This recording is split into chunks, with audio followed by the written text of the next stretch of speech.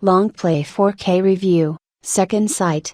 How many games offer us to play as a protagonist with supernatural psychic powers? In my memory, there were only 2 such games.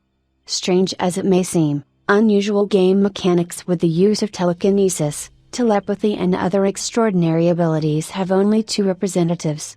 The first such game was Psyops, the Mind Gate Conspiracy. It was followed by another game called Second Sight. To say that they are similar is to say nothing. Both games have been well received. The first one better than the second, to be exact.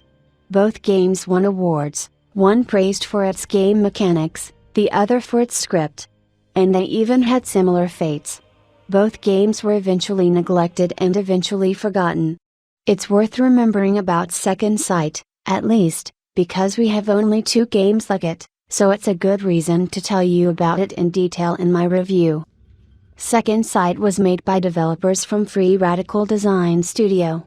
In the past, they were known for the once highly appreciated by critics, but now forgotten by everyone, game trilogy in the genre of first-person action shooter called Timesplitters. In particular, its third installment, Timesplitters, Future Perfect according to those who played it, was simply brilliant, as well as the baldness of its main character, who looks like Van Diesel.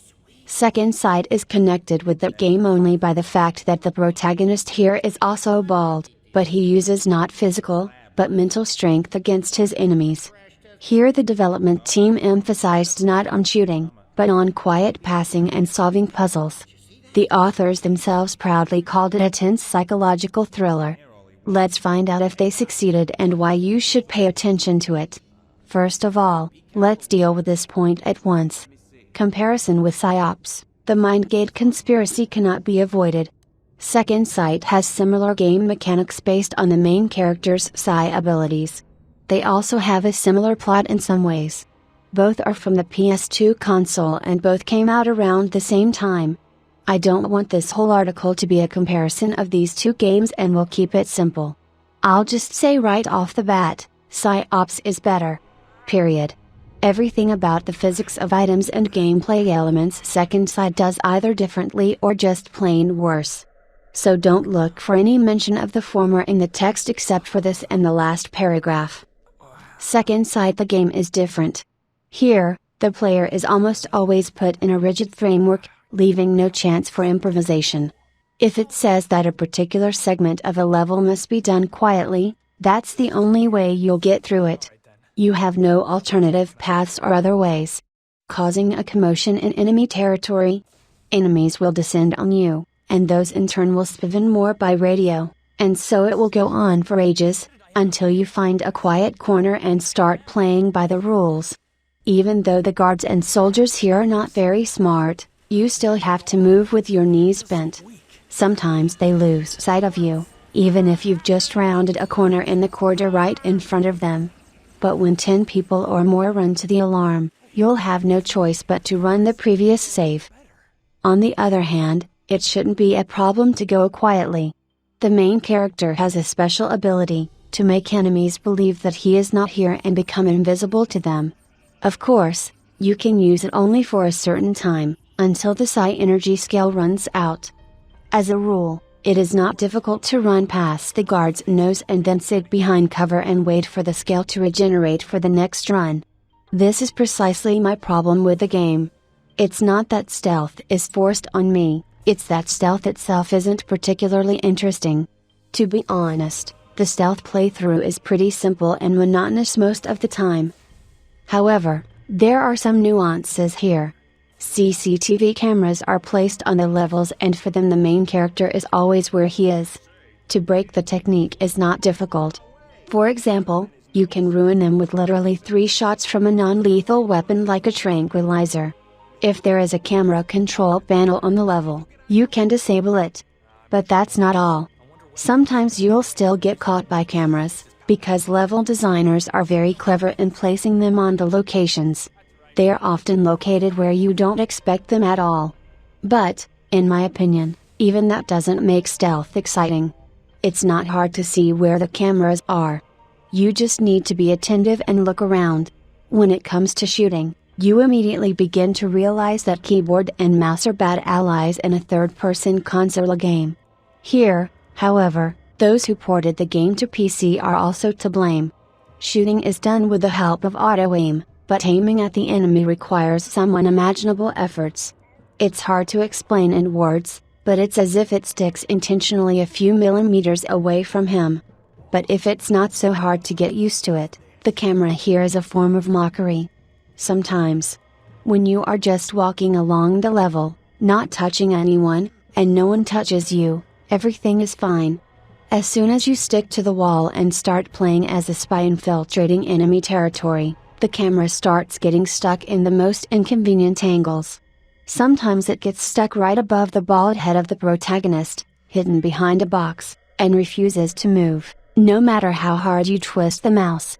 At times like this, it's hard to see the guards who walk from side to side patrolling the corridors, and you can't know when you need to come out of hiding to avoid being caught. The puzzles in the game are mostly tied to utilizing the protagonist's other ability, projection creation. By separating the astral form from the corporeal one, the protagonist gets a hologram, with the help of which he can pass through laser beams or become possessed by the enemy. Guessing where and how to use this ability will not be difficult. The puzzles themselves are also very simple. They are obvious and, as a rule, they are such actions as turning on a button on the computer panel or moving a lever to the right side. Since there are no first aid kits or regeneration in the game, the authors came up with a healing ability that can be used to replenish the health of the protagonist and his partners. This is similar to the usual regeneration of lives behind cover in shooters with one but the player can't heal himself and move at the same time, which means that you can't use the ability during a particularly intense battle. They ask the doll to dance, the doll goes under the bed. All to play, she lies down, all to lie down, she runs. Oh, we've had a lot of trouble with her. It's not like people. What kind of upbringing? Just a punishment. An excerpt from the poem Naughty Doll, by Valentin Berstov. The supernational ability of telekinesis brings the review to the topic of physics. In their game, the developers use the physics of a ragdoll, but they fail to educate it properly. The behavior of the bodies of dummies, objects and everything we can interact with on the levels leaves much to be desired. The limbs of enemy corpses get stuck in the textures, barrels jump away fearfully, even if the player barely touches them, passing by. Whether you're lifting a person or a crate into the air with telekinesis, they always feel the same. Also, when a player throws, say, one enemy into a crowd of other enemies, they don't react at all. However, in very rare cases it works. The physics in the game is like that naughty doll from the poem. Sometimes it works as it should, but the rest of the time it is capricious. True, it should be said that the game almost never uses the physics of objects in gameplay in any particularly important and meaningful way. The same telekinesis is mostly needed only to scatter enemies like puppets on their way and very rarely anywhere else in the game. The other two psi abilities, Psi Pulse and Psi Blast, are essentially the same thing and will only be needed at 2 points in the game. The main motivator to get through the game to the end is the local story. It's surprisingly engaging, not silly, and keeps you interested until the end. To be honest, at first I wanted to quit the game. It starts off as a typical story, which there have been a zillion times. It's a tired cliché. See for yourself. The main character named John Wattick wakes up in a laboratory where scientists have been experimenting on him. He has amnesia and can't remember who he is or why he's here. Our protagonist runs out of his room in a cold sweat in search of answers to his questions. It turns out that he's been framed by some mysterious villain and now he's on the run, alone against the world. To put it bluntly, the game's intro is very sluggish and unremarkable. But as soon as the protagonist leaves the premises of the laboratory and goes to rescue his girlfriend from the past, who is being held by force in a gloomy psychiatric hospital, the plot presses the gas pedal to the floor. Intrigue emerges, and with it the high dynamics of what is happening. The narrative swings between the past and the present, throwing us then in a winter village somewhere in Russia, then in the gangster slums in Queens in New York, The gameplay alternates between going quietly with shootouts, fights and chases. The whole thing really feels like a good thriller with interesting characters and skillfully written dialogue. I was actually pleasantly surprised by the storyline and the unexpected twist near the end of the game. However, don't expect an incredibly outstanding story. The game has a good story, yes, but don't expect anything super extraordinary from it. It can be seen that all the forces of Free Radical Design Studio were thrown into the development of Time Splitters, Future Perfect, so Second Sight was handled by a small part from this team. This is, of course, just my speculation. It would explain some not so good gameplay design decisions by its less experienced writers and the overall short length of the game.